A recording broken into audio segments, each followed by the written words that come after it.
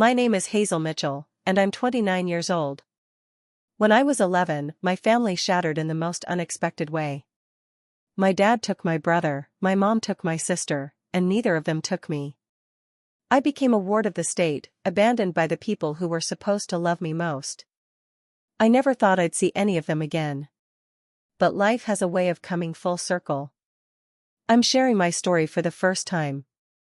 Before I continue, let me know where you're watching from in the comments, hit that like and subscribe button, and get ready for a journey of heartbreak, resilience, and an unexpected twist that changed everything.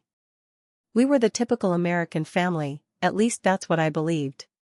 Living in a two-story house in a quiet suburb of Portland, Oregon, we had the white picket fence dream that everyone talks about. My dad, Randall, worked as a marketing executive at a respectable firm. Mom, Amelia, was a part-time real estate agent who prided herself on maintaining our home's magazine-worthy appearance. Then there was my older brother Nolan, who at 13 was just entering his rebellious phase but still managed to make the honor roll. My little sister Sydney was 9, a ballet dancer with perfect posture and a collection of trophies that Mom displayed prominently in our living room. And me? I was the middle child, 11 years old, neither exceptional nor problematic, just existing in the space between my siblings. Our life seemed picture-perfect on the surface. We took annual vacations to the Oregon coast, staying at the same beachfront rental each summer. I remember building elaborate sandcastles with Nolan, who would engineer intricate moats and bridges while Sydney decorated them with seashells.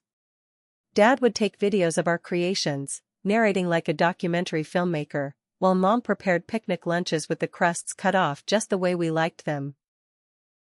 Sunday dinners were a Mitchell tradition. Mom would roast a chicken, and we'd all sit around the oak table that had been passed down from my grandmother. Dad would carve the meat while asking each of us about our week.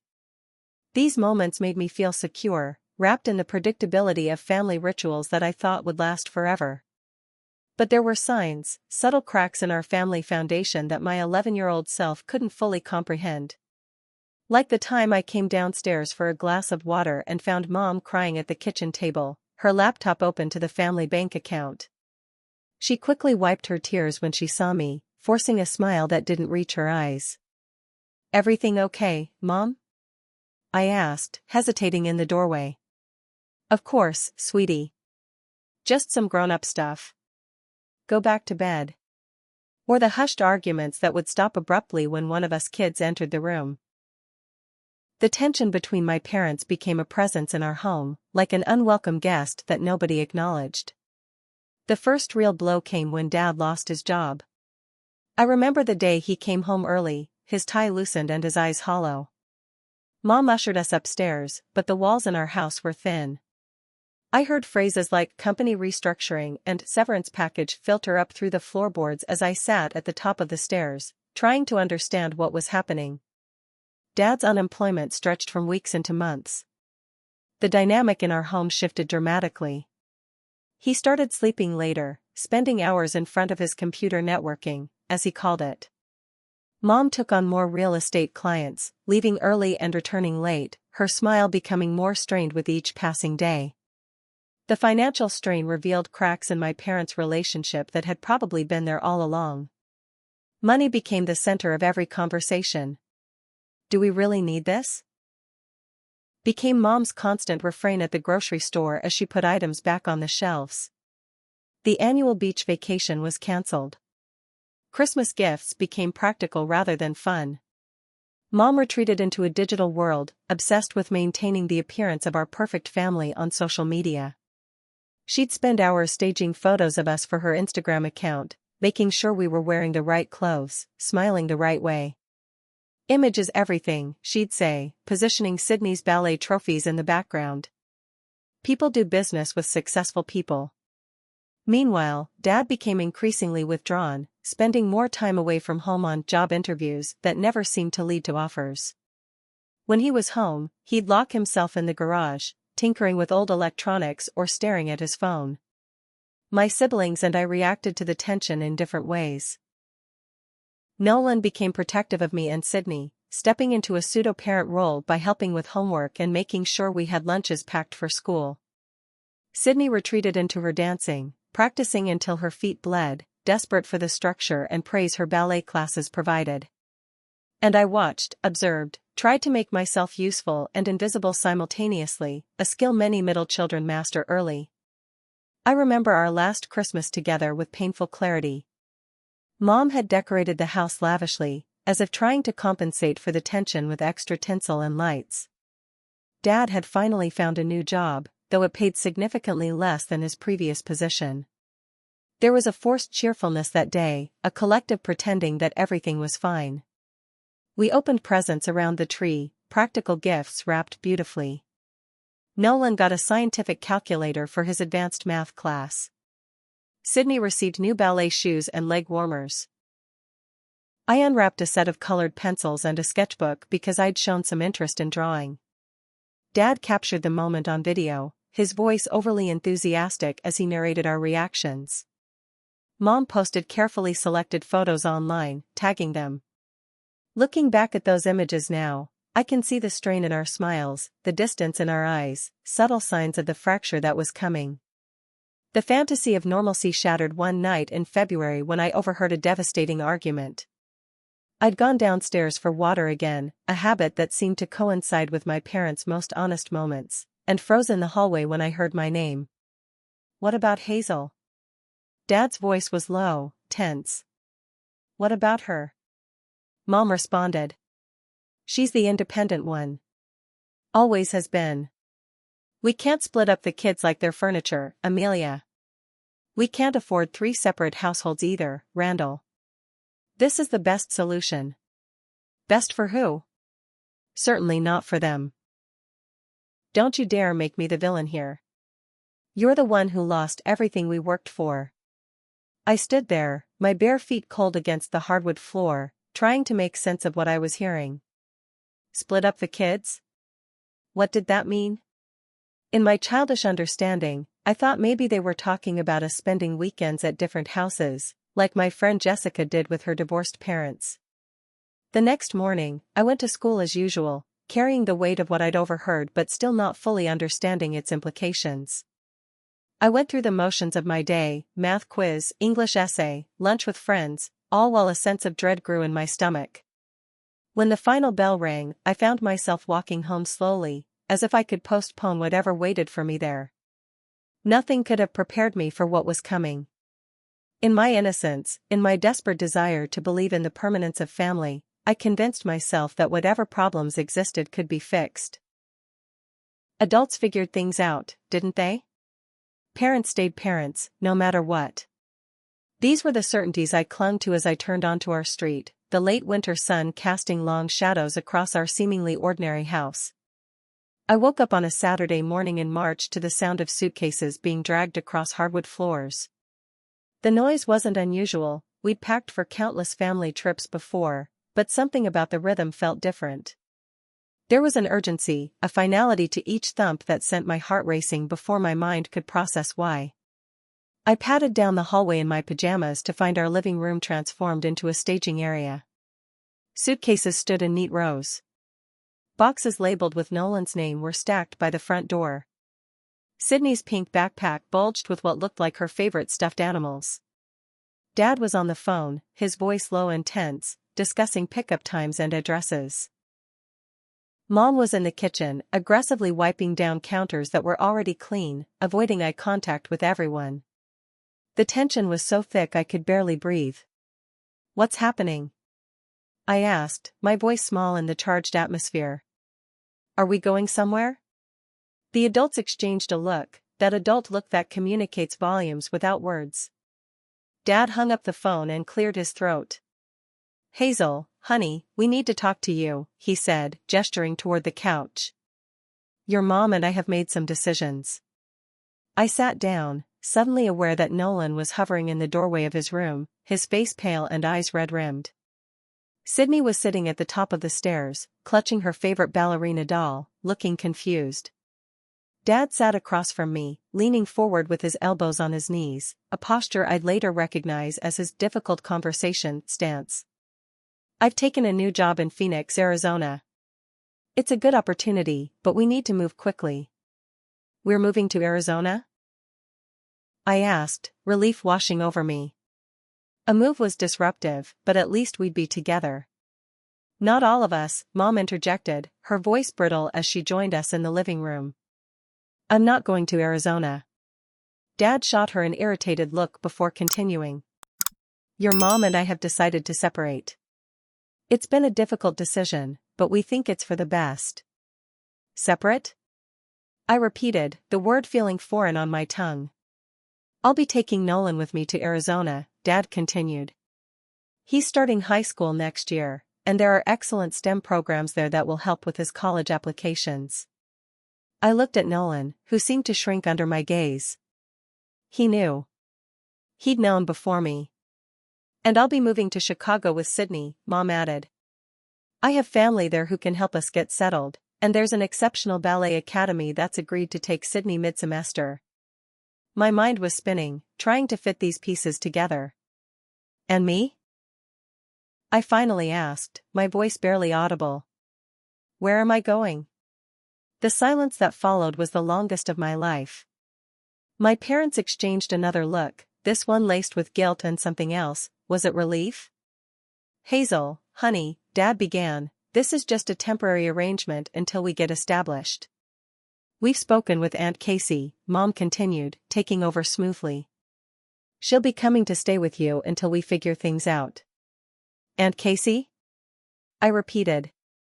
Aunt Casey wasn't even a real aunt, she was Mom's college roommate who visited once a year and always smelled like cigarettes and peppermint gum. I'm staying with Aunt Casey? Just temporarily, Dad insisted. Financial struggles, it's complicated, we need to get on our feet first. Their excuses washed over me in waves, none of them penetrating the shock that had encased me. All I could understand was that my brother was going with Dad, my sister was going with Mom, and I was going nowhere. I was being left behind. When, was all I could manage to ask. I leave with Nolan today, Dad said. Our flight is at 3. And Sydney and I are driving out tomorrow morning, Mom added, as if they were discussing ordinary weekend plans and not the dismantling of our family. 3 hours later, I stood in our driveway watching Dad load the last of their luggage into a taxi. Nolan approached me, his lanky teenage frame awkward with emotion he didn't know how to express. I tried to convince him to take you too, he whispered, pulling me into a fierce hug. I swear I did, Hayes. It's okay, I lied, tears soaking into his shirt. It's just temporary, right? I'll call you every day, he promised. And as soon as I'm old enough, I'll find you. No matter what. Dad honked the horn, his face a mask of forced cheerfulness. Let's go, buddy. Adventure awaits. Nolan squeezed me one last time before letting go. I love you, sis. Don't forget that. I watched the taxi disappear down our street, taking half of my family with it. The house felt immediately emptier, as if the walls themselves were aware of the abandonment taking place. The next morning was Sydney's turn. She didn't understand what was happening, only that she was going on a special trip with Mom to live near her ballet school. At 9 years old, she was excited about the adventure until the moment of departure arrived and reality began to sink in. Why isn't Hazel coming? She asked, her small face scrunched in confusion as Mom loaded their suitcases into our station wagon. Hazel has to stay here for now, Mom said, her voice tight. Come on, sweetheart, we need to beat the traffic. Sydney burst into tears, clinging to me with surprising strength for her tiny dancer's frame. I don't want to go without Hazel.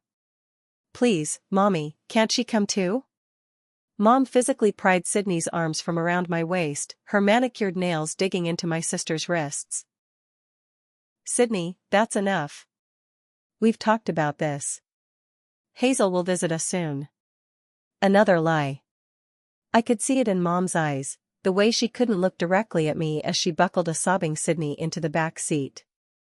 Take care of yourself, Hazel, she said through the driver's window, already putting distance between us. Aunt Casey will be here this afternoon. There's money for pizza on the counter. And then they too were gone, the station wagon turning the corner, Sydney's tear-streaked face pressed against the rear window until they disappeared from view. I stood alone in our half-empty house, surrounded by the remnants of what had once been a family. Family photos still hung on the walls, mocking me with images of 5 smiling people who no longer existed as a unit. Aunt Casey arrived 4 hours later, a rolling suitcase in one hand and a carton of cigarettes in the other. "Oh, honey," she said when she saw me sitting on the porch steps. "What a mess they've made." She stayed for 3 days, chain-smoking on our back patio and making awkward attempts at conversation over microwave dinners. On the 4th day, a woman in a sensible blazer arrived at our door. "Hello, Hazel. I'm Ms. Winters from Department of Human Services," she said, her kind eyes at odds with the official-looking clipboard she carried. "I understand you're in need of some assistance right now." Aunt Casey couldn't meet my eyes as she explained that she just wasn't in a position to take in a child. Her apartment was too small, her job too demanding, her lifestyle not suited for parenting. The subtext was clear: no one wanted the responsibility of me. Ms. Winters explained in gentle terms that I would become a ward of the state, a phrase that meant nothing to me then but would come to define the next 7 years of my life. She helped me pack a small suitcase with clothes and essentials. I added my sketchbook and colored pencils, a photo of me with my siblings at the beach, and the stuffed rabbit I'd had since I was a baby. "What about everything else?" I asked, looking around at the furniture, the books, the life we'd built. "Your parents will make arrangements," Ms. Winters said, a flash of judgment crossing her face before her professional mask returned. "Right now, we need to focus on finding you a safe place to stay." That night, I slept in a stranger's house, my first emergency foster placement. The room was clean but impersonal, with beige walls and a twin bed covered in a floral comforter that smelled faintly of bleach. I lay awake for hours, clutching my rabbit to my chest, trying to understand how my family could shatter so completely in the span of 3 days. In the darkness, I whispered the promises my parents had made, that this was temporary, that they'd come back for me once they were settled, that we would be a family again somehow. Even then, in my child's heart, I knew these were lies. The truth had been in their averted gazes, in the relief that flickered across their faces as they drove away. They had chosen which children to keep and which to leave behind. And for reasons I couldn't comprehend, I was the one deemed dispensable. The foster care system has a rhythm all its own, a cadence of paperwork, court dates, social worker visits, and packed bags. Within my first year as a ward of the state, I lived in 3 different homes, each with its own rules and expectations, none of them feeling remotely like the family I'd lost. My first placement was with the Thompsons, a religious couple who housed 6 foster children in their sprawling but sparsely furnished home. Mrs. Thompson woke us at 5:30 a.m. for morning devotionals, followed by chores before school. Mr. Thompson checked our homework each night, not for correctness but for completion, his interest administrative rather than nurturing. "Hazel, did you finish your social studies worksheet?" he would ask, barely looking up from his clipboard where he tracked our academic compliance. "Yes, sir," I'd reply, sliding the crumpled paper across the table. A check mark in his ledger. No questions about what I'd learned, no offer to help if I was struggling. Just a system of requirements met or unmet. The Thompsons weren't cruel, but they were distant, foster parents who saw their role as providers of basic necessities rather than emotional support. In a house with 6 displaced children, individual attention was a luxury no one received. I existed in their home for 4 months, following rules and trying to be invisible, before a bed opened up in what my social worker described as a more suitable placement. The Millers seemed like a dream come true after the institutional feel of the Thompsons' home.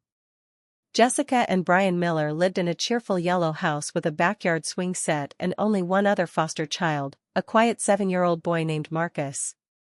Mrs. Miller baked cookies and asked about my day. Mr. Miller taught me to ride the bike they bought for my 12th birthday, the first gift I'd received since my family dissolved. For 3 blissful months, I allowed myself to hope. Maybe this could be permanent. Maybe the Millers would want to keep me. I started leaving my suitcase in the closet instead of beside my bed, a small act of trust that felt monumental. Then came the shouting match I wasn't supposed to overhear. "They're cutting the stipend rates again," Mr. Miller yelled. "We can't afford 2 kids on what they're paying now." "So what are you suggesting?" Mrs. Miller fired back. "We return them like defective products? Marcus is younger, he's eligible for the higher rate. And he's easier. Because he barely speaks. Because he's traumatized. And Hazel isn't? She calls her brother every Sunday and cries herself to sleep. The girl is a walking emotional time bomb." The conversation confirmed what many foster children eventually learn: sometimes we're financial transactions rather than children. The Millers had seemed perfect because they were practicing, auditioning for the role of parents while the state paid them. When the compensation no longer justified the effort, their performance ended. 2 weeks later, Ms. Winters arrived with her clipboard and sympathetic eyes to take me to my third placement, the Reyes family. The Reyes home was chaotic in a way that felt almost normal. Maria and Carlos had 2 biological children, a foster son who had been with them for years, and now me. Their modest apartment was always noisy, always messy, always full of movement and life. Maria cooked enormous meals and insisted everyone eat together, crowded around a table meant for 4 but stretched to accommodate 6. "Familia comes in many forms," she would say, spooning extra rice onto my plate despite my protests. "Blood is only one way to make a family." I might have found stability there if not for Carlos's heart attack 4 months into my stay. With medical bills mounting and Maria taking on extra shifts as a hospital custodian, the strain of caring for an additional child became too much. "I'm so sorry, Mija," Maria told me, her eyes red-rimmed from exhaustion and grief. "We just can't right now." And so I moved again, this time to a group home for girls aged 12 to 17, where I would spend the next 2 years of my life. Throughout these transitions, my birth family remained ghosts at the edges of my life. Mom called sporadically in the beginning, stilted conversations filled with weather reports and school updates but devoid of any mention of when I might join her and Sydney in Chicago. "How's ballet going for Sydney?" I would ask, hungry for any connection to my sister. "Oh, she's thriving," Mom would reply, launching into a detailed account of Sydney's accomplishments while never asking about mine. Our calls grew shorter and less frequent until they stopped altogether around my 13th birthday. Dad was worse. He made grand promises during our monthly calls, visits during school breaks, plane tickets to Arizona, family reunions that never materialized. Each broken promise was accompanied by elaborate excuses, work emergencies, financial setbacks, Nolan's tournament schedules. "Next time for sure, Hazelnut," he'd say, using my childhood nickname like a key to unlock my forgiveness. "I promise." Eventually, his calls became emails, then text messages, then nothing but birthday cards containing gift cards to stores that didn't exist in my city. My siblings and I tried to maintain our connections. Nolan called faithfully every Sunday for the first year, our conversations a lifeline to my previous existence. But as he adapted to his new life, making the baseball team, taking advanced classes, developing a crush on a girl named Kelly, the calls became briefer, less frequent, until they too dwindled to holiday greetings and the occasional text message. Sydney was too young to maintain contact independently. At 9, she relied on Mom to facilitate our relationship, a responsibility Mom seemed eager to shirk. I received school pictures and hastily scrawled birthday cards, but the sister who had once followed me everywhere became a stranger captured in frozen smiles and generic holiday greetings. The erosion of these relationships left a void that threatened to consume me. I developed defense mechanisms to survive: emotional withdrawal, fierce independence, and an academic focus that gave structure to my chaotic life. School became my sanctuary, a place where achievement was rewarded and consistency existed. In 8th grade, I met Mrs. Delaney, an English teacher who noticed the quiet girl who turned in perfect essays but never spoke in class. She began lending me books from her personal collection, novels with protagonists who overcame abandonment and forged their own paths. During lunch periods, she allowed me to eat in her classroom, asking thoughtful questions about my opinions and experiences without pushing for more than I was willing to share. "You have a unique perspective, Hazel," she told me after reading my essay on resilience in Jane Eyre. Your voice matters, even when it feels like no one is listening. Mrs. Delaney became my advocate, attending court hearings and case reviews, speaking up when social workers changed and my file became just another in an overwhelming caseload. When I moved to the group home at 14, she drove me there herself rather than letting me experience yet another transition in the back seat of a social worker's car. The Harmony House for Girls wasn't anyone's idea of a perfect home, but among the 12 teenage residents, I found an unexpected sense of belonging. These girls understood abandonment in ways even well-meaning foster parents couldn't. We spoke a common language of loss, recognized the masks we each wore to hide our wounds. At least your parents call sometimes, said my roommate Tasha, who hadn't heard from her mother in 6 years. Mine's probably dead in a ditch somewhere. At least you know why your mom left, countered Jasmine, whose mother had simply not returned home one day, leaving no explanation and no forwarding address. We developed a strange solidarity, these girls and I. We fought over bathroom time and stolen clothes, but defended each other fiercely against the outside world that had discarded us. We helped with homework, shared contraband snacks, held each other during nightmares, and never, ever asked, "Don't you miss your real family?" Because we understood that question had no simple answer. In this environment of shared trauma and dark humor, I developed the emotional calluses necessary to survive. I learned to expect nothing so I wouldn't be disappointed, to keep my suitcase partially packed for inevitable transitions, to treat every relationship as temporary. These weren't healthy adaptations, but they were effective protections against a world that had taught me attachment led to abandonment. By 16, I had constructed a persona of self-sufficiency that impressed social workers and teachers alike. Hazel is remarkably well-adjusted considering her circumstances, they would note in reports, mistaking my emotional armor for healthy adaptation. Only at night, in the darkness of the room I shared with Tasha, did I allow myself to wonder what I had done to make my parents leave me behind. What fundamental flaw had they seen in me that made me so easy to discard? These questions haunted me, but I buried them deep, focusing instead on the future I was determined to create for myself, one that wouldn't depend on anyone else's willingness to keep me. I was 16 when my carefully constructed world of emotional detachment shattered. It happened on a Tuesday afternoon in the computer lab at Jefferson High School, where I was researching colleges that offered scholarships to foster youth. A notification popped up on my phone. Nolan had tagged me in a post.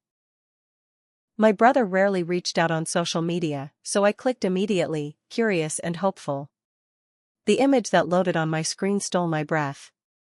There was my father, older and heavier than I remembered, standing proudly between Nolan, now a tall, athletic 17-year-old, and 2 children I didn't recognize, a boy around 7 and a girl who looked about 5. They stood in front of a sprawling stucco house with a sold sign in the manicured lawn. The caption read, "New house, new beginnings." So proud of Dad and Christina for making this happen for our family. Family complete. The words burned into my brain as I stared at the strangers who had replaced me. My father had a new wife, new children. He had created a whole new life while I languished in state care, waiting for promises that would never be fulfilled. With shaking hands, I typed my mother's name into the search bar. Her profile was public, a carefully curated showcase of her perfect life. Recent photos showed Sydney, now 14 and strikingly beautiful in her ballet costumes, posing with Mom and a distinguished-looking man I assumed was her husband. They vacationed in Europe, attended Sydney's recitals, celebrated holidays in a sleek modern apartment with views of Lake Michigan. Mom captioned one photo of the 3 of them at Sydney's ballet competition. The computer lab spun around me as the truth crashed through the protective walls I'd built. I wasn't a temporary casualty of difficult circumstances. I wasn't waiting in the wings to be reclaimed once my parents got settled. I was discarded, replaced, forgotten, while my siblings had been deemed worth keeping, worth building new lives around. Something broke inside me that day, the last fragile thread of hope that had kept me functioning. I walked out of the computer lab, out of the school building, and just kept walking, tears blurring my vision as 5 years of suppressed grief erupted. The next few weeks passed in a haze of self-destruction. I stopped attending classes, my perfect attendance record shattered along with my illusions. I shoplifted makeup from drugstores, not because I wanted the products but because the adrenaline rush temporarily drowned out the pain. I stayed out past curfew at the group home, earning restrictions, and concerned lectures from staff who couldn't understand the sudden change in their model resident.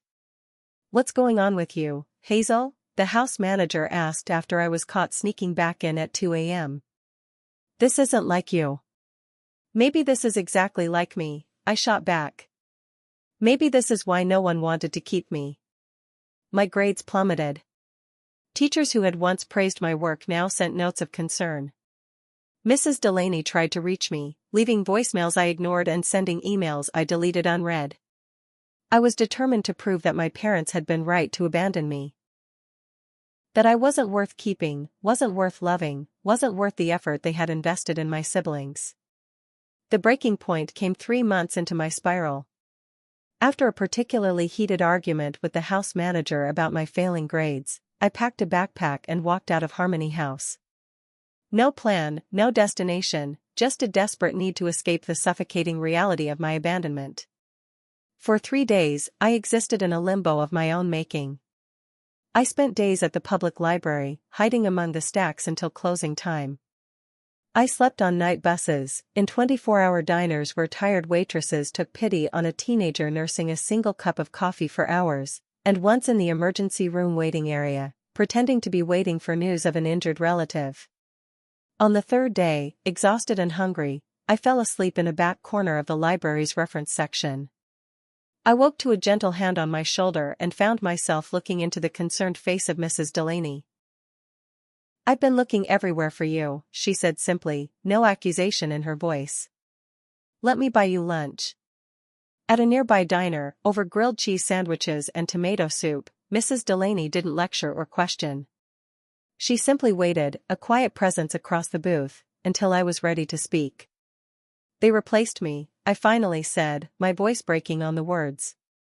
"Both of them. New families, new kids. They're happy without me. They never wanted me back." Mrs. Delaney didn't offer empty reassurances or tell me I was wrong. Instead, she reached across the table and took my hand. "What happened to you was wrong, Hazel. It was cruel and unfair, and nothing I say can change that. But I need you to hear something important: their failure to recognize your worth doesn't diminish it." "Then why?" I asked, the question that had haunted me for 5 years finally escaping. "Why didn't they want me?" "That's a question only they can truly answer," she replied. "But I can tell you this. It was never about you. It was about their limitations, their selfishness, their failures as parents. Not yours as a daughter." We talked for hours, the soup growing cold as I poured out 5 years of suppressed grief, rage, and confusion. Mrs. Delaney listened without judgment, offering tissues when needed but never platitudes. "You have 2 choices now," she said when I had finally exhausted my words and tears. "You can continue down this path of self-destruction, which might feel satisfying in the moment but ultimately gives them power over your future as well as your past. Or you can choose to build a life so remarkable that their absence becomes their loss, not yours." The choice wasn't immediate or easy. I returned to Harmony House that evening, facing the consequences of my 3-day disappearance. I agreed to weekly therapy sessions, a requirement that once would have felt like punishment but now seemed necessary. Dr. Lewis, my therapist, didn't try to make me forgive my parents or find the silver lining in abandonment. Instead, she helped me name the trauma, understand its impact, and develop healthier ways to process the complicated emotions I'd been drowning in. "Anger is valid," she told me in one session. "What happened to you is worthy of rage. But anger is like fire, it can warm and illuminate, or it can consume everything in its path, including you. Our job is to harness it productively." Slowly, painfully, I began to rebuild. I returned to my classes, working twice as hard to make up for lost time. I apologized to the group home staff who had been worried about me. I started a journal where I could express the thoughts and feelings that still threatened to overwhelm me at times. Most importantly, I began to separate my worth from my parents' actions. Their abandonment was a statement about them, not a definition of me. This realization didn't heal the wound completely. Some injuries leave permanent scars, but it allowed me to envision a future not defined by what I had lost, but by what I could create. Your parents chose the easier children, Dr. Lewis said during one particularly difficult session. Not the better ones. Never confuse the two. By 17, I had regained my academic standing and was applying to colleges with a focus and determination born from adversity. The path wasn't smooth. I still had nights when I cried myself to sleep, days when seeing happy families sent me spiraling into grief. But I was moving forward, no longer trapped in the amber of abandonment that had preserved my 11-year-old self's confusion and pain. I stopped checking my parents' social media accounts. I stopped waiting for calls that wouldn't come. I stopped expecting Nolan or Sydney to magically reappear in my life. Instead, I focused on the people who had chosen to be present, Mrs. Delaney, who attended every school event in place of the parents who should have been there, Dr. Lewis, who helped me navigate the complicated landscape of my emotions, even Tasha and the other girls at Harmony House, who formed a makeshift family of survivors. The breaking point had nearly destroyed me, but in surviving it, I found something essential, the understanding that while I couldn't control having been abandoned, I could control what I did with the life I had been left to build alone. The summer before my senior year marked a pivotal shift in my journey. Mrs. Delaney approached me after final exams with a proposition that would change everything. Tom and I have been talking, she said, referring to her husband of 20 years. Our kids are grown and out of the house. We have the space, and frankly, the desire to help you in a more substantial way. I stared at her, uncomprehending, as she continued. We'd like to become your foster parents, Hazel. Just until you graduate and go to college, if that's what you want. But we could offer you a more stable environment for your senior year. The offer was so unexpected, so contrary to everything life had taught me about my dispensability, that I couldn't immediately process it. Here was someone not only refusing to abandon me but actively choosing to bring me into their life. Why? I managed to ask, my voice small. Mrs. Delaney, Sarah, as she asked me to call her outside of school, smiled gently. Because you deserve a soft place to land, Hazel. And because we have room in our lives and our hearts for you. Moving into the Delaney's modest craftsman home felt surreal. I had my own room for the first time in years, a sunny space with bookshelves and a desk by the window. Tom, a quiet man with kind eyes and a dry sense of humor, built me a darkroom in their basement after noticing my growing interest in photography. Everyone needs a creative outlet, he said, showing me how to set up the enlarger he'd found at a garage sale. This was my hobby in college. Maybe you'll get more use out of this equipment than I did. Photography became my sanctuary. Through the viewfinder, I controlled what was seen and what remained hidden. In the darkroom, I transformed negatives into something beautiful, a metaphor that wasn't lost on my therapist. You're creating meaning from the negative spaces in your life, Dr. Lewis observed. That's remarkable resilience, Hazel. With the Delaney support, I applied to colleges, focusing on schools with strong journalism and visual arts programs. When acceptance letters arrived, including one with a substantial scholarship to the state university, Sarah and Tom celebrated with a special dinner, complete with sparkling cider and a congratulations banner they'd clearly stayed up late making. We're so proud of you, Sarah said, raising her glass in a toast. Whatever you decide, we're behind you 100%. Their pride felt foreign but wonderful, like a language I was just learning to understand. For the first time since my family fractured, I experienced what it meant to be celebrated, to have adults invested in my success without conditions or limitations. I graduated high school with honors, my GPA recovered from my junior year spiral. The Delaneys sat in the audience, cheering loudly when my name was called. If I felt a pang at the absence of my birth parents, it was overshadowed by gratitude for the chosen family who had shown up for me. College brought new challenges and opportunities. I moved into a dormitory at State University, nervously meeting my roommate Riley, a cheerful music major who didn't flinch when I explained my background. Family comes in all forms, she said simply, echoing Maria Reyes's philosophy from years before. Mine's pretty unconventional too. I majored in journalism with a minor in photography, discovering a passion for documentary storytelling that combined my interest in truth-telling with my artistic eye. I worked part-time at a local coffee shop, saving money and gaining independence I'd never been allowed in the foster care system. The Delaney's remained a constant presence, inviting me for Sunday dinners and holiday celebrations, sending care packages during finals, and always reminding me that I had a home with them whenever I needed it.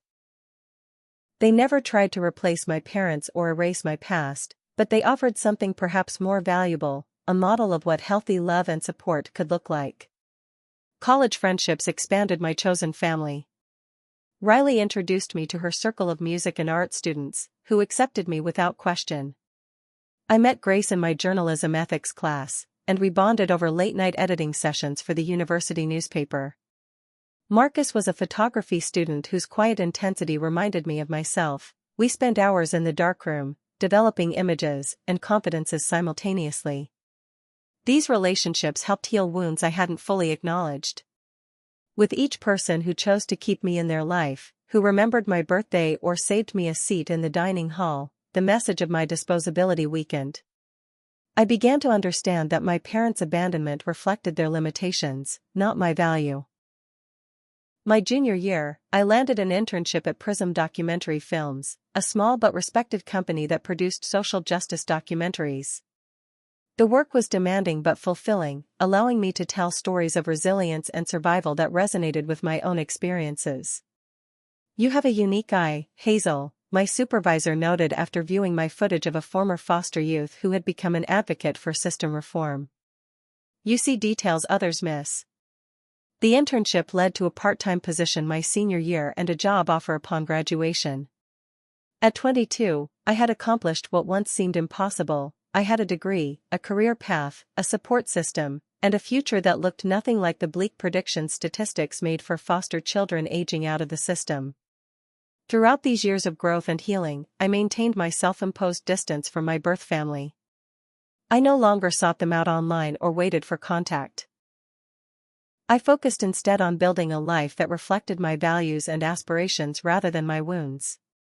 But as my 25th birthday approached, a question began to gnaw at me: what had happened to my siblings? While I had made peace with my parents' absence, the loss of Nolan and Sydney still ached in quiet moments. They had been children too, subject to our parents' decisions without agency or choice. The question crystallized into resolution during a therapy session with Dr. Lewis, whom I still saw monthly even years after the crisis that had brought us together. "I think I want to find my siblings," I said, surprising myself with the certainty in my voice. "Not my parents, just Nolan and Sydney." Dr. Lewis nodded thoughtfully. "What's changed to make this feel right now?" I considered the question carefully. "I'm stable now. Secure. I'm not looking for them to fill a void or validate me. I miss them. And I wonder if they miss me too. And if they don't?" She asked gently. "If they've accepted the narrative your parents created? Then at least I'll know," I replied. "I can stop wondering. But I think they deserve to know what really happened. That I didn't choose to disappear from their lives." The search was both easier and harder than I anticipated. Social media made locating Nolan relatively simple. He had finished college and was working as a software engineer in Seattle, his public profile showing a serious young man with our father's build and our mother's analytical expression. Finding the courage to contact him was the greater challenge. What if he blamed me for the family's fracture? What if he believed whatever lies our parents had told? What if he simply didn't care? After drafting and deleting dozens of messages, I finally sent a simple note: "Hi Nolan, it's Hazel. I know it's been a long time, but I'd love to reconnect if you're open to it." His response came within hours: "Hazel? Is it really you? I've been trying to find you for years." We arranged to meet at a coffee shop in Seattle, a neutral location where we could both retreat if the reunion proved too painful. I flew from Portland, where I'd settled after college, my stomach in knots as the plane descended. I recognized him instantly, the gangly teenager now a broad-shouldered man, but with the same cowlick and serious eyes. He stood when he saw me, uncertainty and hope warring on his face. "Hazel," he said, his voice deeper than I remembered. "You look so much like Mom." The comparison might have stung once, but time had dulled that particular pain. "You look like Dad," I replied, but with better fashion sense. The joke, small as it was, broke the tension. We embraced awkwardly, 14 years of separation creating a physical hesitancy that belied our emotional connection. Over coffee that turned into lunch and stretched into dinner, we began the painstaking process of reconstructing our fractured history. What emerged was a narrative more complex and devastating than I had imagined. "Dad told me you chose to stay with Mom," Nolan revealed, his hands tightening around his mug. "He said you and Sydney were closer, and you didn't want to leave her." I stared at him, stunned by the calculated cruelty of the lie. "And Mom told me she couldn't afford to take both Sydney and me, but you were Dad's favorite so he insisted on taking you." "Jesus," Nolan whispered. "They played us all." The truth, as we pieced it together, was worse than either of us had known. Our parents had coldly divided their children based on perceived value and convenience. Nolan, the academically gifted son, went with Dad. Sydney, the beautiful ballerina with performance potential, went with Mom. And I, the unremarkable middle child, became collateral damage in their separation. "Christina, Dad's wife, wouldn't allow him to contact you," Nolan continued, filling in the gaps of the years we'd lost. "She wanted their fresh start to be untainted by his past." I didn't know until I was in college and found old family photos he'd hidden in the garage. "And Sydney?" I asked, almost afraid to hear the answer. "Did she forget me too?" Nolan's expression softened. "No, Hayes. She asked about you constantly until Mom told her you'd chosen to live in foster care rather than with family. Sydney was devastated, felt rejected. Eventually she stopped asking, but she has a photo of you two in her bedroom. I saw it when I visited last Christmas." The revelation that Sydney had been fed the same poisonous lie, that I had chosen strangers over family, hit me like a physical blow. All these years, my sister had believed I abandoned her, just as I had believed she had forgotten me. "We need to tell her the truth," I said, determination replacing shock. "She deserves to know what really happened." Nolan nodded, pulling out his phone. "I have her number. She's in New York now. Got a scholarship to a dance conservatory. Do you want to call her together?" Sydney's reaction moved from disbelief to tears to anger as we shared our discoveries. Her voice, so much more mature than the child I remembered but still recognizably my sister, broke as she processed the magnitude of our parents' deception. "They told me you didn't want us anymore," she said through tears. "That you were better off without family weighing you down. I thought you hated me." "Never," I assured her, my own tears flowing freely. "I thought about you every day. I never stopped loving you, Sid." We talked for hours, the three Mitchell siblings reunited across 3 different cities, filling in 14 years of missing history. Sydney was coming to Seattle for a performance in 3 weeks. We made plans to meet, all 3 of us together for the first time since our family imploded. That reunion in Nolan's apartment was both heartbreaking and healing. Sydney, now a graceful young woman of 23, threw her arms around me the moment she saw me, her body shaking with sobs. "I missed you so much," she whispered against my hair. "I never believed you didn't love me, not really. I just couldn't understand why you left." "I didn't leave," I told her, holding her face between my hands. "I was left." We all were, in different ways. We spent the weekend sharing stories, looking at photos, and rebuilding the bonds that our parents had severed. Sydney showed us videos of her performances, her technical precision now matched with an emotional depth that moved me to tears. Nolan talked about his work developing accessibility software, his passion for creating tools that helped others connect.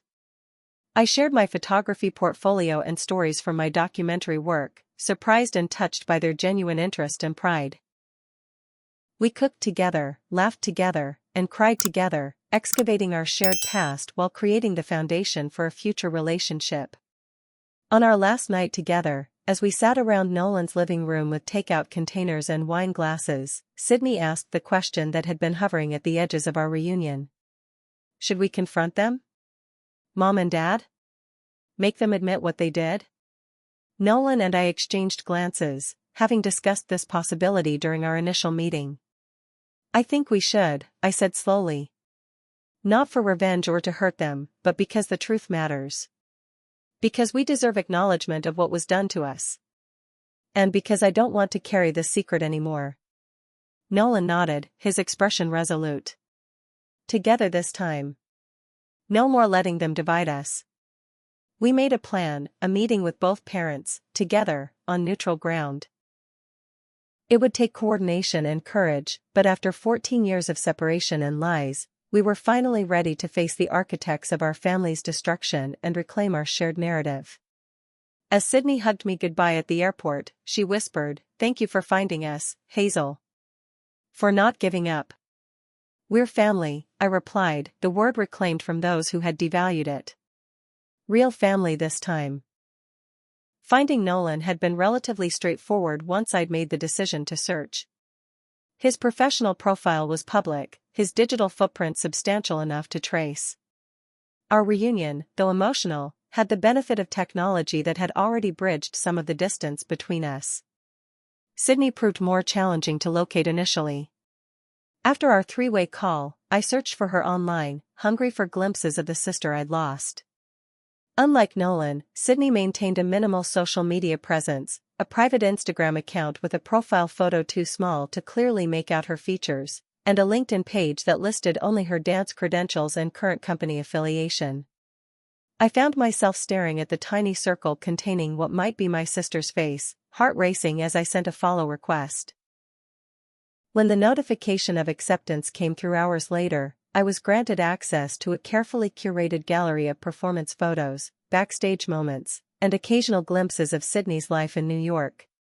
The poised dancer in these images bore little resemblance to the pigtailed 9-year-old I remembered, but something in her smile, slightly crooked, dimpling her right cheek, was unmistakably the sister I'd lost. We exchanged texts daily after our initial call, rebuilding our relationship in brief digital bursts between her rehearsals and my work deadlines. I learned that Sydney had graduated from Chicago's premier ballet academy before earning a coveted spot at the conservatory in New York. She was now a soloist with a respected contemporary ballet company, her childhood passion transformed into a promising career. "Mom pushed me hard," she admitted during one late-night phone call. "Sometimes too hard." Ballet became less about my love for dancing and more about her vicarious ambitions. "Did she ever talk about me?" I asked, the question I'd been holding back finally escaping. Sydney's pause spoke volumes. "In the beginning, I asked about you constantly. She always changed the subject or gave vague answers. You were adjusting or doing fine or better off where you were. Eventually, she told me you had chosen foster care over family, that you preferred independence to being tied down to us." "And you believed her?" I couldn't keep the hurt from my voice. "I was 9, Hazel. I believed everything adults told me." Her voice softened. "But as I got older, it stopped making sense. What child chooses strangers over family?" I started to suspect something wasn't right, but by then so much time had passed, and I didn't know how to find you. This conversation, painful as it was, strengthened my resolve to meet my sister in person. When Sydney mentioned her upcoming performance in Seattle, it felt like the universe offering us an opportunity for reunion. The 3 weeks between that decision and our actual meeting passed in a blur of anticipation and anxiety. I found myself digging through the few possessions I'd managed to keep from my childhood, the beach photo, my stuffed rabbit, now threadbare from years of being clutched during difficult nights, and a bracelet Sydney had made me from plastic beads the summer before our family fractured. I flew to Seattle with these treasures carefully packed in my carry-on, uncertain whether to share them but unwilling to leave them behind. Nolan met me at the airport, our second meeting more relaxed than our first but still laden with unspoken grief and 14 years of missed moments. Sydney's flight gets in at 6, he said as we drove to his apartment. She's nervous. Excited, but nervous. That makes 3 of us, I replied, watching the Seattle skyline emerge through the rain-spattered windshield. Nolan's apartment reflected his personality, orderly, minimalist, with thoughtful touches that revealed the caring person beneath his reserved exterior. He'd cleared his guest room for Sydney and made up the pull-out couch for me, apologizing for the modest accommodations. It's perfect, I assured him, touched by the evidence of effort he'd put into preparing for our reunion. A photo of the 3 of us as children, Nolan must have been about 9, me 7, Sydney 5, sat framed on the coffee table, excavated from whatever box of memories he'd managed to preserve. When the doorbell rang at 7:30 that evening, Nolan and I exchanged nervous glances before he moved to answer it. The moment Sydney stepped into the apartment, time seemed to collapse. The sophisticated dancer in the doorway transformed in my eyes to the little sister who had once followed me everywhere, and without conscious thought, I opened my arms. Sydney dropped her bag and practically flew into my embrace, her slender frame shaking with sobs. Hazel, she kept repeating, my name a talisman against the years of separation. Hazel, Hazel, Hazel. We cried together, Nolan eventually joining our embrace, the 3 Mitchell siblings reunited for the first time since that devastating week in March 14 years earlier. The moment held both heartbreak and healing, acknowledgement of all we had lost alongside celebration of what we had managed to find again. That weekend became a sacred space for reconstruction. We ordered takeout and spread photos, memories, and stories across Nolan's living room floor, piecing together our fractured history into a more complete narrative. Dad remarried when I was 14, Nolan explained, pulling up photos of a severe-looking blonde woman standing beside our father. Christina had 2 kids from her previous marriage. She made it clear from day one that the past was to remain in the past. Did she know about me? I asked, studying the woman who had helped erase me from my father's life. Eventually. I overheard them arguing about it once. She said she'd signed up to be a stepmother to 1 kid, not 2, and definitely not a teenager with issues. Nolan's expression hardened. Dad didn't disagree. He just said it was all taken care of and not to worry about it. The casual cruelty of this dismissal still had the power to wound, but the pain was dulled by time and the presence of my siblings who had survived their own versions of parental betrayal. Sydney's experience with our mother had been materially more comfortable but emotionally complex. Mom remade herself in Chicago, she explained. New city, new boyfriend, eventually husband, new image as the devoted ballet mom sacrificing everything for her talented daughter. And no inconvenient middle child to complicate the narrative, I added, the bitterness I thought I'd overcome seeping into my voice. Sydney squeezed my hand. When I was 16, I found a letter you'd written to me, one that Mom had obviously intercepted. It was postmarked from Portland, dated about 2 years after the separation. You talked about your second foster home, about missing me, about hoping we could see each other soon. My breath caught. I wrote dozens of letters to both of you. I never knew if they were delivered. They weren't, Sydney confirmed. When I confronted Mom about the letter, she claimed she was protecting me from your instability. Said you had behavior problems, that you were troubled, that contact would be disruptive to my ballet progress. The lies our parents had constructed to justify their abandonment were breathtaking in their calculated cruelty. They hadn't merely separated us physically, they had poisoned our images of each other, ensuring that even memory and longing would be contaminated by doubt. I never believed you would choose to leave us, Nolan said quietly. Not really. But when you're told something often enough, especially by people you trust, it creates a reality, I finished for him. Even if it's false. The truth that emerged from our weekend of reconnection was both simpler and more devastating than any of us had imagined. Our parents, faced with the logistical and financial challenges of divorce, had made cold calculations about which children were worth keeping. Nolan, academically gifted and Dad's fishing buddy, had value to our father. Sydney, with her ballet talent and mom's mini-me qualities, was worth the investment for our mother. I, the average student with no exceptional talents or striking resemblance to either parent, became expendable, the child neither fought to keep. They had then constructed elaborate fictions to absolve themselves of guilt, casting me alternately as the child who chose independence, the troubled teen better served by professional care, or the selfish sister who abandoned her siblings. These narratives protected our parents from facing the truth of their actions while ensuring that we children would never unite to challenge their decisions. "I hate them," Sydney whispered on our last night together, curled on the couch between Nolan and me, a position that unconsciously mimicked how we had often sat as children. "Is that terrible? They're our parents, but right now, I hate them for what they did to us." "It's not terrible," I assured her. "It's human." "The question is," Nolan added, "what do we do with that feeling? And with the truth we now know?" We discussed our options long into the night. We could continue our newly rekindled relationship without involving our parents, choosing to move forward without confronting the past. We could write letters expressing our feelings, maintaining emotional distance while still communicating our truth. Or we could meet with them, face to face, and demand acknowledgement of the harm they had caused. "I need to see their faces," I finally said. "I need them to look me in the eye and admit what they did. Not just to me, but to all of us." My siblings nodded, their expressions reflecting the same resolve I felt. We were no longer powerless children subject to our parents' whims and decisions. We were adults capable of claiming our narrative and demanding accountability. "Together this time," Nolan said, extending his hand to the center of our circle.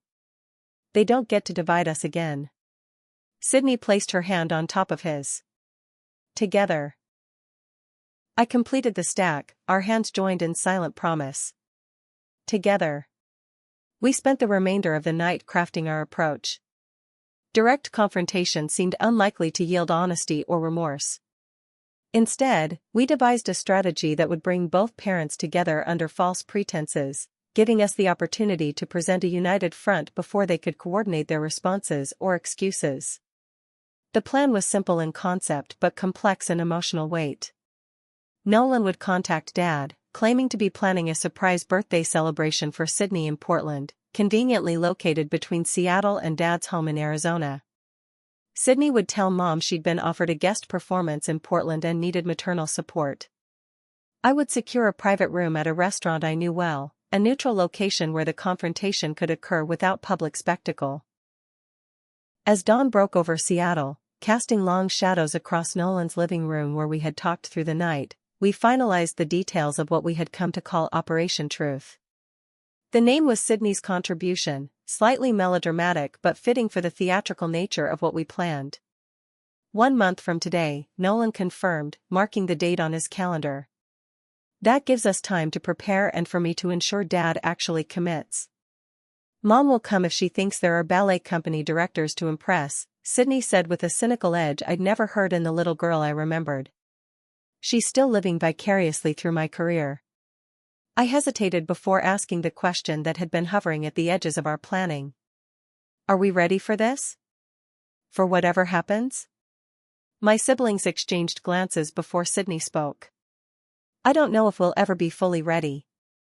But I know I can't move forward with half-truths and lies between us. Whatever happens, we face it together this time. The reunion I had dreamed of for 14 years had finally occurred, not as the simple happy ending I'd imagined in my darkest foster care nights, but as something more complex and ultimately more valuable, a reclamation of truth and a rebuilding of bonds that had been severed but never fully broken. As I hugged Sydney goodbye at the airport the next day, inhaling the unfamiliar scent of her adult self, a mixture of jasmine perfume and the clean sweat of a dancer, I felt something shift inside me.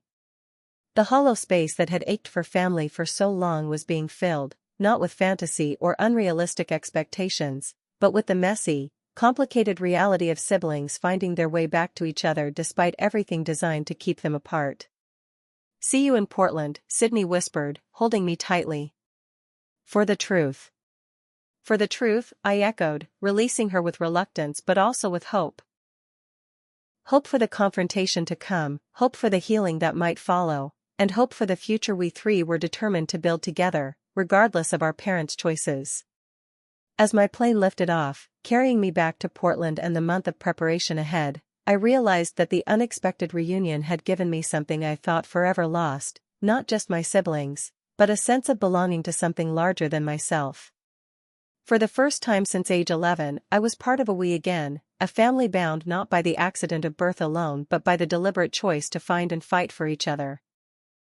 The private dining room at Riverside Bistro offered the perfect balance of privacy and neutrality for our confrontation.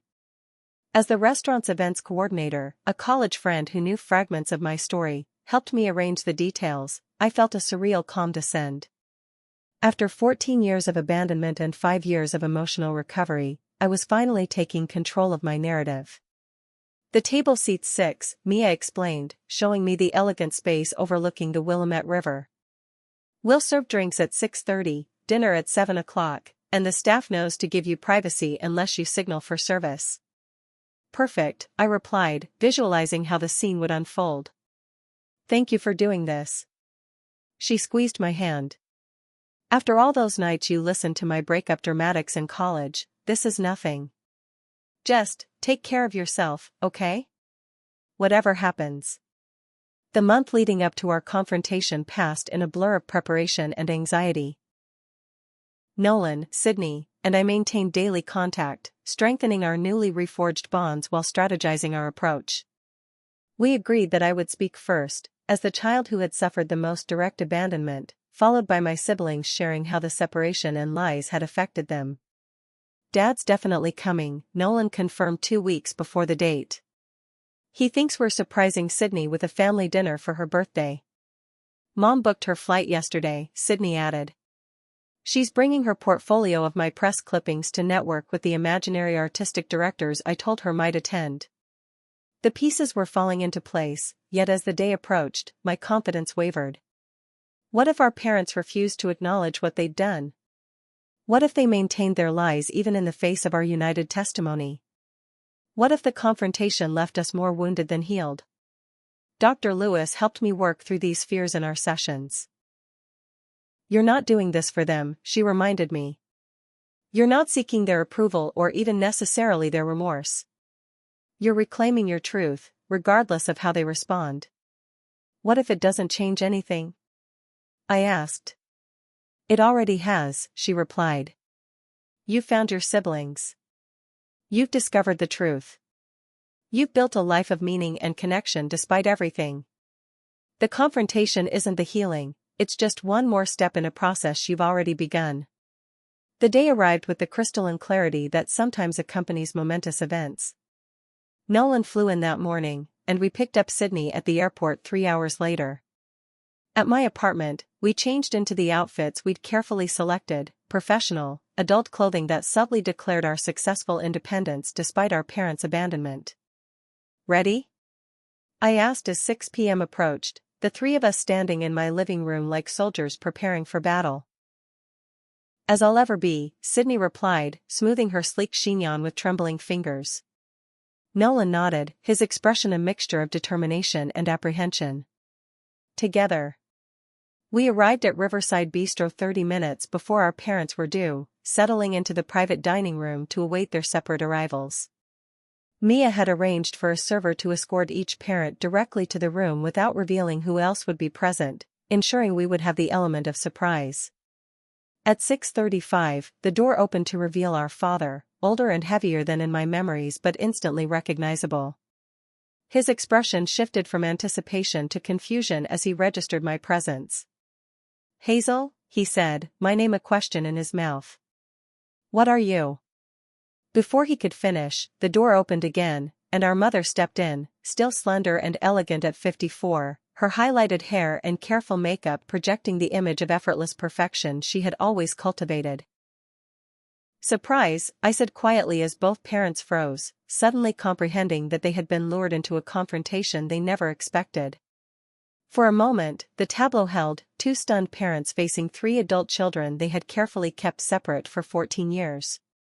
Then Dad started to turn toward the door. If you leave now, Nolan said, his voice steady, you confirm everything we already believe about you both. Dad hesitated, his hand on the doorknob, before slowly turning back to face us.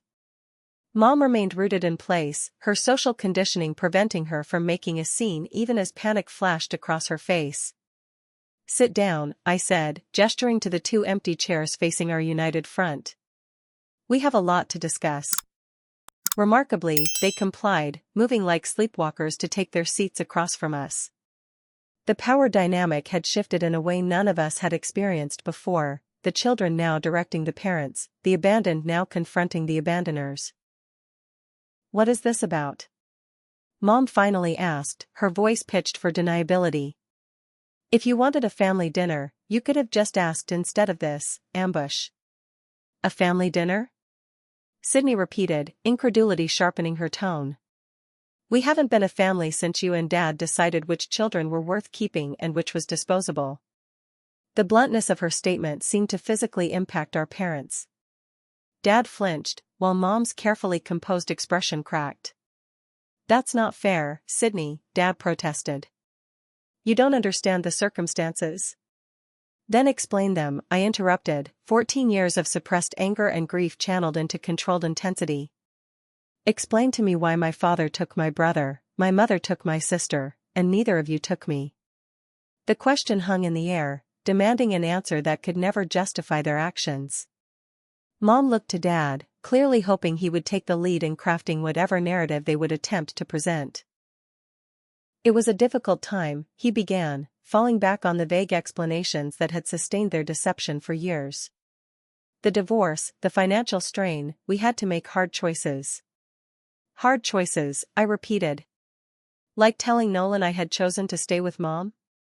Like telling Sydney I preferred foster care to family? Like letting me believe for 14 years that my siblings had forgotten me? Their expressions confirmed what we already knew, the elaborate lies they had constructed to justify abandoning their middle child and separating 3 siblings who had loved each other. We thought it would be easier, Mom offered weakly. Cleaner breaks for everyone. Easier for whom? Nolan demanded. Not for Hazel, who spent 7 years in the foster care system. Not for Sydney and me, who grew up believing our sister had rejected us. You told me she was troubled, Sydney added, tears gathering in her eyes. That she needed special care you couldn't provide while supporting my dance training. And you told me she chose to stay with Mom, Nolan continued, addressing our father. That she didn't want to move to Arizona.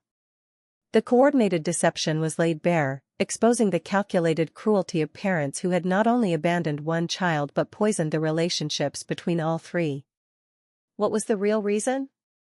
I asked, my voice steady despite the emotion threatening to overwhelm me. Why was I the one left behind? The silence stretched until Mom finally broke, her perfect facade crumbling. You were the independent one, Hazel. Always drawing by yourself, reading alone, solving your own problems. Sydney needed me, she was sensitive, attached.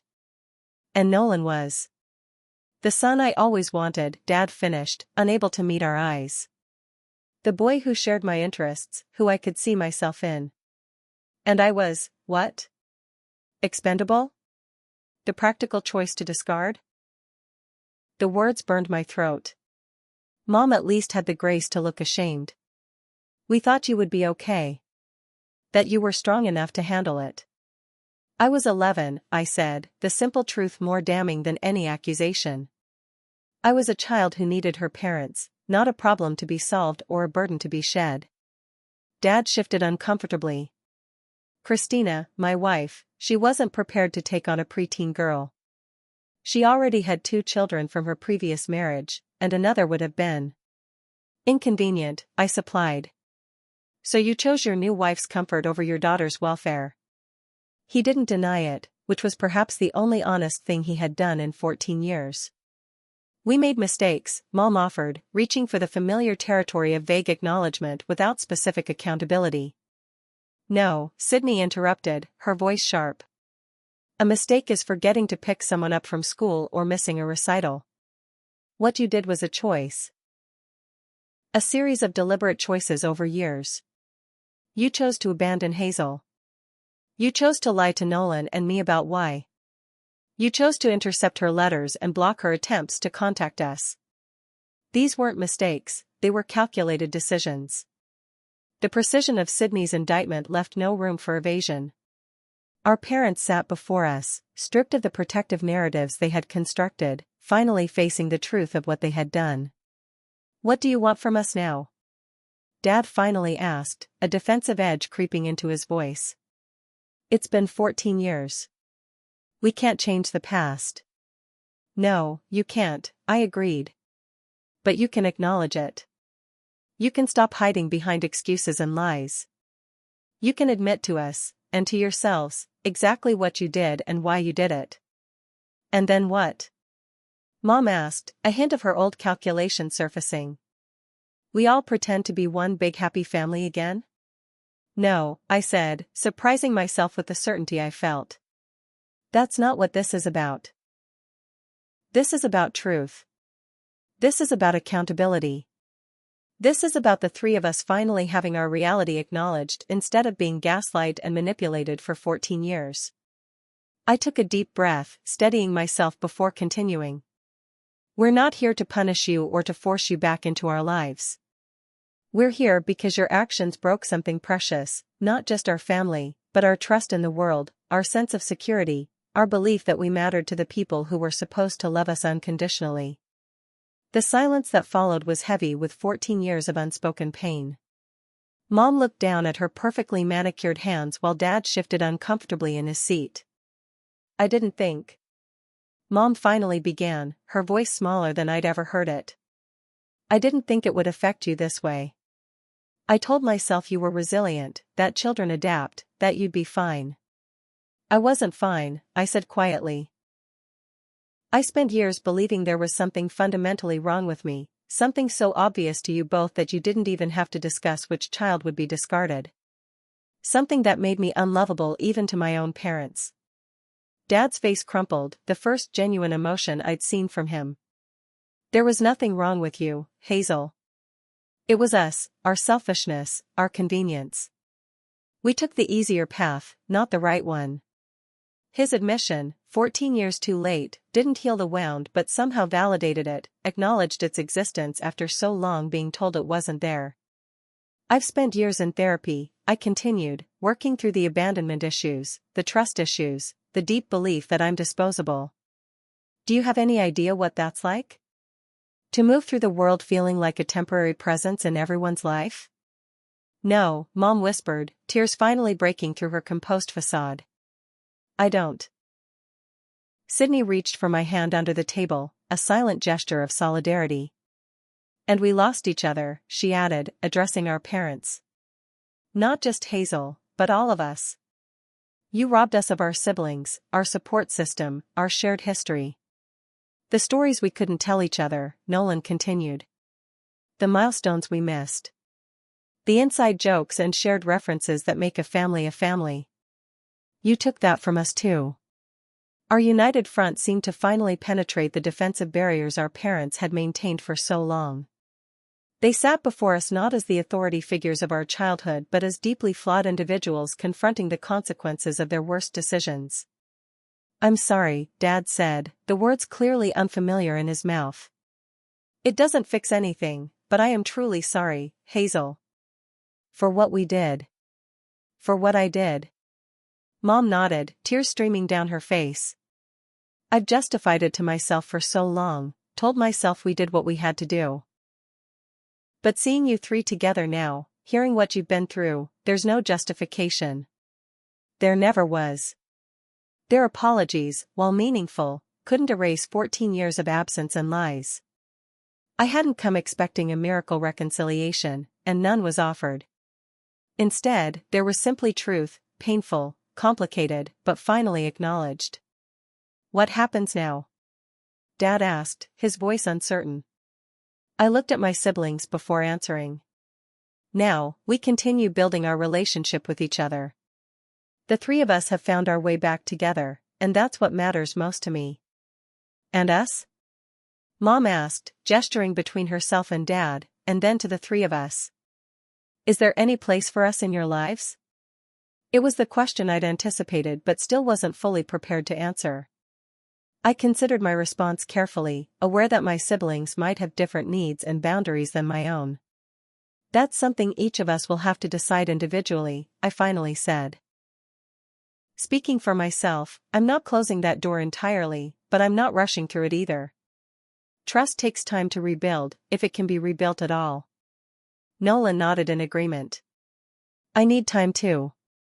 And honesty, complete honesty from now on.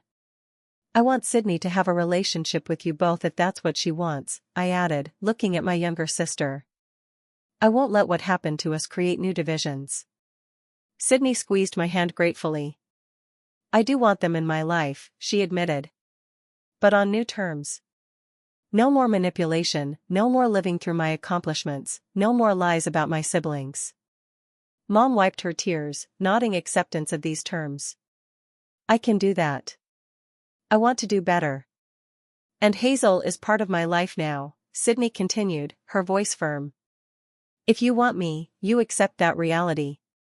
Of course, Mom agreed quickly, perhaps too quickly. Only time would tell if her contrition was genuine or merely the performance of remorse. We didn't solve everything that night. 14 years of separation and lies couldn't be resolved in a single dinner. But as we parted ways outside the restaurant, something had shifted.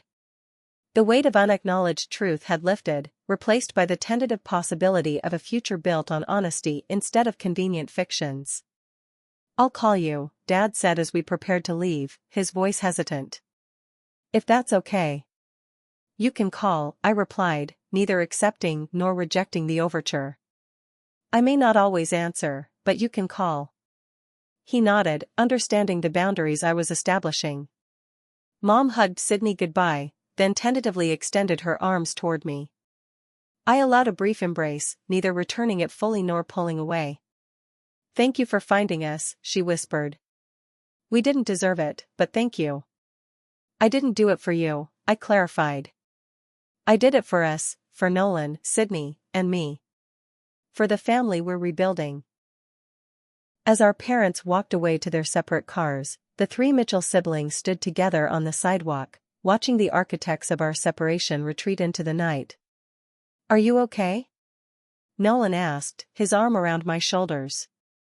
I think so, I replied, surprised to find it was true. It wasn't about forgiveness or reconciliation. It was about reclaiming our story. And now we get to write the next chapters ourselves, Sydney added, linking her arm through mine. In the months that followed, we did exactly that. Nolan, Sydney, and I established new traditions, holiday gatherings that rotated between our three cities, weekly video calls, a shared digital photo album where we documented our adult lives for each other. We built the sibling relationship we should have had all along, different certainly, but perhaps deeper for having been lost and found again. Our relationships with our parents evolved in different ways. Sydney maintained the closest contact, establishing new boundaries but allowing both Mom and Dad to remain present in her life. Nolan developed a cautious, limited relationship with Dad while keeping Mom at a greater distance. I remained the most reserved, accepting occasional calls and messages but maintaining the emotional independence that had become both my protection and my strength. 3 years after our confrontation, I launched the Mitchell Siblings Foundation, a nonprofit organization supporting foster youth aging out of the system.